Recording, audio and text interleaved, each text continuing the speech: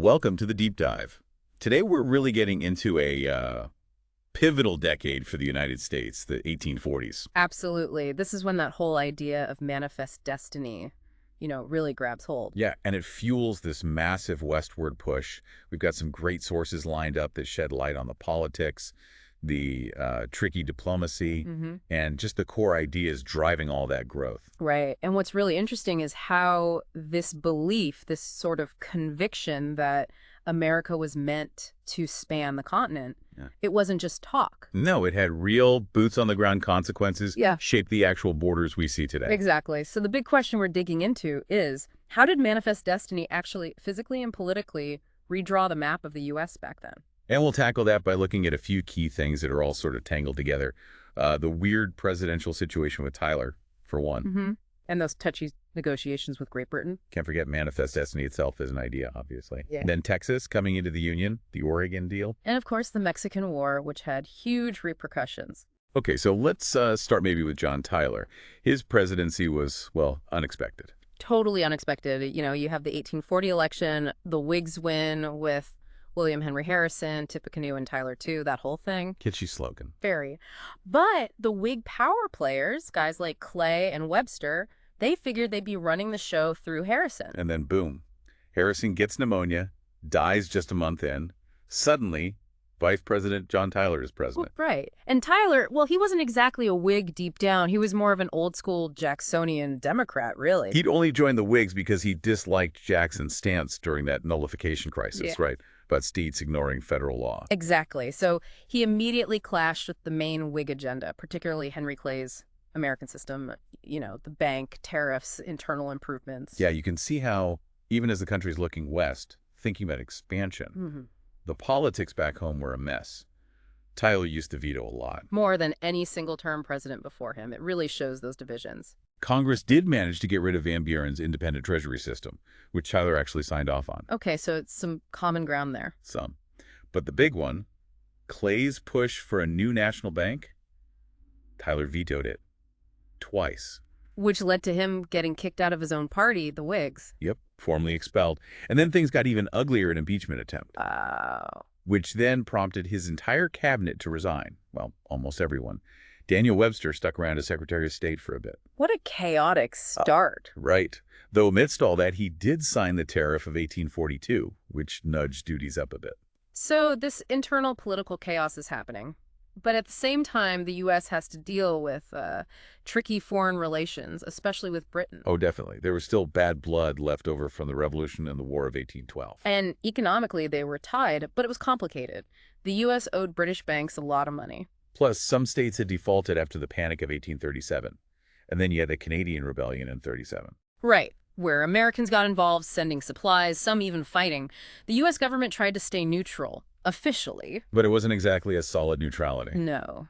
And that Caroline incident really cranked up the tension, 1837. Remind us about that one. British forces crossed the Niagara River, attacked a U.S. ship, the Caroline, on the New York side, set it on fire, killed an American. Not good. Washington protested, didn't get much traction initially. Then, a few years later, a Canadian guy gets arrested in the U.S., accused of being part of the attack. Okay. Britain basically says he was acting under orders. If you execute him, it's war. Yikes. So what happened? The U.S. eventually let him go, cooled things down for the moment. But just for a moment. Yeah. Right. Because then came the Creole incident in 41. Ah, yes. Enslaved people on an American ship, the Creole revolted, took control, and sailed to the Bahamas. Which was British territory. And British authorities there gave them asylum, refused to return them. Which must have infuriated the South. Absolutely. They saw it as stolen property. So relations with Britain sour even more. And all this is bubbling while they're also arguing about the border up in Maine. Right. The main boundary dispute, the Aroostook War, though it wasn't really a war. No, thankfully bloodless. More like a standoff between lumberjacks from Maine and Canada in the Aroostook Valley. Both sides wanted the timber. And the British wanted to build a road through there, connecting Halifax and Quebec. Strategic importance. It definitely could have blown up, but diplomacy saved the day. Enter Lord Ashburton for the British and Daniel Webster, still Secretary of State for the U.S. They hammered out the Webster-Ashburton Treaty in 1842. Pretty impressive bit of negotiation. So how did it shake out? The U.S. gave most of the disputed land, settling Maine's border. Britain got the land needed for their road. Okay, a compromise. And they dealt with some leftover baggage. Britain expressed regret over the Caroline, gave some assurances about future Creole-type situations. What about the slave trade? Agreed to cooperate on patrolling the African coast. And, funny side note, the U.S. also got a bit of land in Minnesota. Oh, yeah. That turned out to have massive iron ore deposits later on. Big bonus. Huh. So this treaty was actually a pretty big deal then. Huge. It really eased those Anglo-American tensions, set a more cooperative tone.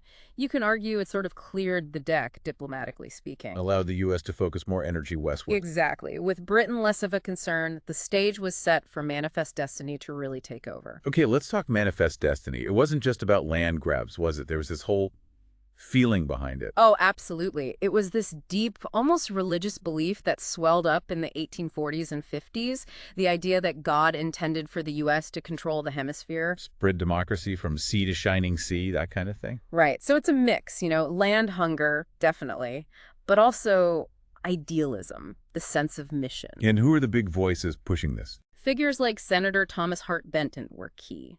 Big advocate for expansion, free land, building roads and canals. Interestingly, though, he was against slavery spreading into those new lands. Even though he was a Jacksonian Democrat. Right. And the actual term Manifest Destiny, we didn't get that until 1844. A journalist named John L. Sullivan coined it. But the idea itself had roots. Yeah. Going back to the 1830s. You could definitely trace it back. The Indian removal policies under Jackson and Van Buren, that forcibly opened up huge areas for white settlement. It laid the groundwork. So how did this powerful idea play out in actual elections? The election of 1844 is the perfect example. It really became a referendum on expansion. Polk, right? James K. Polk. Young Hickory, the Democrat. His platform was crystal clear: expansion, reannexation of Texas, and reoccupation of Oregon, all the way up to 54 degrees 40-minute latitude. That famous slogan, 54-40 or fight, came from that, didn't it? Well, that was more the rallying cry of the expansionists. Maybe not Polk's official slogan, but it captured the mood he tapped into. And who was he running against? Henry Clay, the Whig leader. Clay tried to straddle the fence on Texas, appease the South, but not alienate the North. Didn't work out too well for him. No, it really backfired. Cost him support on both sides. And you also had the Liberty Party. Anti-slavery party. First one. Their whole platform was stopping slavery's expansion. James G. Birney was their candidate. Didn't win, obviously, but they pulled enough votes, especially in New York. To play spoiler. Arguably, yes. Polk won New York by just a hair, and that gave him the presidency. It was incredibly close overall. So the Democrats claim this slim victory is a mandate for expansion. They definitely did, although President Tyler kind of jumped the gun on Texas before Polk even took the oath. Right, we'll get back to Texas. But first, Polk takes office. He's got a plan, right? Oh, yeah. A very clear four-point plan. Lower the tariff, restore the independent treasury, settle Oregon, and get California. Ambitious. Did he achieve it? Remarkably, yes. All within his single 4-year term. The Walker Tariff of 1846 lowered rates. And that actually increased revenue, didn't it? Because the economy was booming. Surprisingly, yes. Then he brought back the independent treasury system, also in 46. And then the big ones, California and Oregon. Let's tackle Oregon first. It wasn't just the U.S. and Britain interested, right? Others had claims. Early on, yeah. Spain, Russia, too. John Jacob Astor's fur company was an early American presence. But Spain dropped out with the Florida Treaty in 1819. Correct. And Russia, after some diplomatic back and forth involving the Monroe Doctrine, agreed in treaties around 1824-25 to limit their claims to north of 54 degrees 40 minutes. Leaving Britain and the U.S. Pretty much. Then came the settlers. The Oregon Trail. Exactly. Started with missionaries like the Whitmans in the 1830s, but the 1840s saw the real floodgates open. Thousands of pioneers heading west. It sounds romantic, but it was a brutal trip. 2,000 miles. Brutal. Starting points like Independence, Missouri, high death rate disease, accidents, just the sheer difficulty. But they kept coming. By 1846, how many Americans were there compared to Brits? Around 5,000 Americans, mostly south of the Columbia River in the Willamette Valley. Only about 700 British subjects, mostly north of the river. That changes the dynamic. Suddenly, Britain has less leverage. Definitely. The sheer number of Americans made negotiation more urgent for Britain. The main sticking point was the land between the Columbia River and the 49th parallel. And Polk had campaigned on 54-40 or fight, but he backed off that. He did.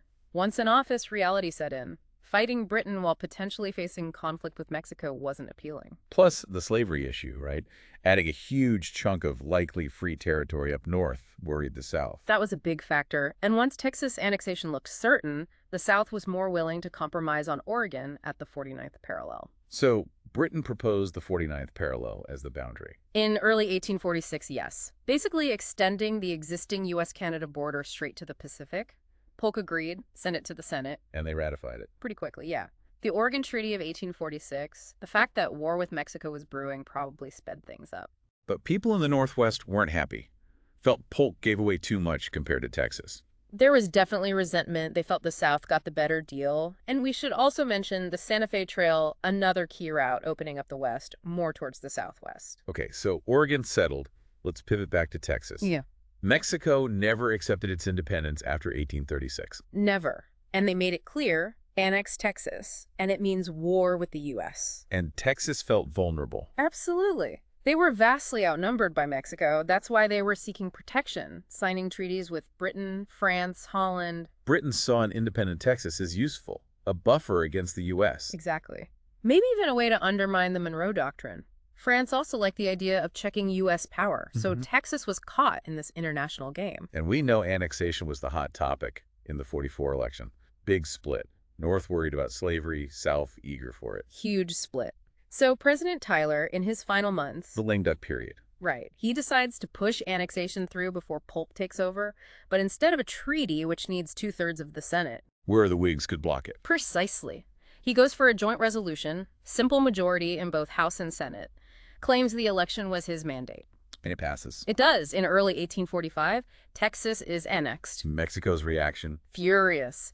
Accused the U.S. of theft, broke off relations, but from the U.S. perspective, it locked down the southern border, pushed European influence out. But it leads directly to war, as Mexico promised. Directly. Polk still wanted California, though. Saw it as the gateway to the Pacific, to Asian trade.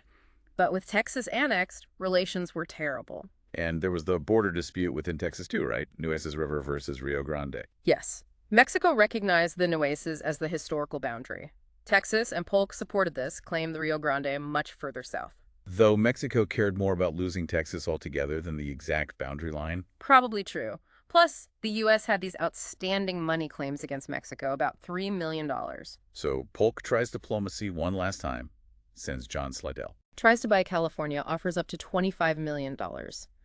But Mexico's government was unstable, feeling nationalist pressure. They refused to even officially meet with Slidell. Diplomatic doors slammed shut. Pretty much. So Polk shifts gears, orders General Zachary Taylor to move troops south of the Nueces. All the way to the Rio Grande, into disputed territory. Exactly. Knowing it would likely provoke a reaction, and it did. April 1846, Mexican forces cross the Rio Grande, attack Taylor's men. And Polk goes to Congress saying, American blood has been shed on American soil. That was the message. Congress votes overwhelmingly for war, but not without protests. The Whigs weren't happy. Mr. Polk's war. Many saw it as pure aggression, a land grab for slavery. That's when Congressman Abraham Lincoln demanded Polk show the exact spot where blood was shed. Questioning if it was really U.S. soil. Right. Arguing the U.S. had no real claim south of the Nueces. Ralph Waldo Emerson's famous line, "Mexico will poison us." Worried about slavery tearing the country apart over the new territories. Precisely. Meanwhile, Southern expansionists were thrilled, wanted even more Mexican land. And Mexico. Maybe they thought the U.S. would be tied up with Britain over Oregon? Possibly. And they definitely wanted payback for Texas, but they were just not prepared for the U.S. military. So the U.S. launches this three-pronged attack. California by land and sea, and then into Mexico itself. Yep. Fremont and Kearny overland to California, Commodore Sloat by sea. Then Taylor moving south in northern Mexico, and General Winfield Scott eventually leading a campaign toward Mexico City. Taylor becomes a huge hero, right? Wins battles like Buena Vista. Big hero. Sets him up for the presidency in 48. Scott takes Mexico City after some tough fighting. But even then, Mexico keeps up guerrilla resistance. Until the Treaty of Guadalupe Hidalgo, signed in early 48. Negotiated by Nicholas Tris, who Polk had actually tried to recall, but Tris stayed and got the deal done anyway. And the deal was huge. Massive. The U.S. gets California, the whole southwest Nevada, Utah, most of Arizona, New Mexico, parts of Colorado, Wyoming, basically half of Mexico's territory. What did the U.S. give in return? Paid Mexico $15 million and agreed to cover about $3.25 million in claims Americans had against Mexico. Did it pass the Senate easily? There was debate. Some anti-war Whigs wanted no territory. Some Southern Democrats wanted all of Mexico. But ultimately, it was approved. So what were the big results of the war? Well, about 13,000 American deaths, mostly from disease. A vast expansion of U.S. territory, bigger even than the Louisiana Purchase. Manifest Destiny feels triumphant. But relations with Latin America? Severely damaged, lasting resentment there. On the plus side, valuable combat experience for future Civil War generals. But the biggest consequence? Slavery, without a doubt. Acquiring all that land instantly forced the issue. Would slavery be allowed there? It poured gasoline on the fire. Abolitionists called it a war for slavery. A Slavocracy plot. And then came the Wilmot Proviso. David Wilmot's proposal. Yeah, proposed banning slavery in all territory won from Mexico. It passed the House, where the North had more population. Failed in the Senate. Failed in the Senate, where the South had equal power. But nearly all the free states endorsed it. It showed the deep divide and how much the South resented any attempt to limit slavery's spread. So, wrapping up this look at the 1840s, it's just impossible to overstate the changes. Manifest Destiny wasn't just an idea, it was reshaping the continent. Absolutely. You see how politics, diplomacy, expansion, and slavery were all tightly interwoven, pulling the nation in different directions. Which really leads us to a final thought for you, the listener. When you consider how fast and how far the U.S. expanded in the 1840s, driven by Manifest Destiny, how unavoidable do you think the Civil War really was? Could things have gone differently, or did acquiring all that land inevitably set the stage for conflict over slavery? Yeah, was there another path? Or did Manifest Destiny contain the seeds of that future conflict all along? Something to think about.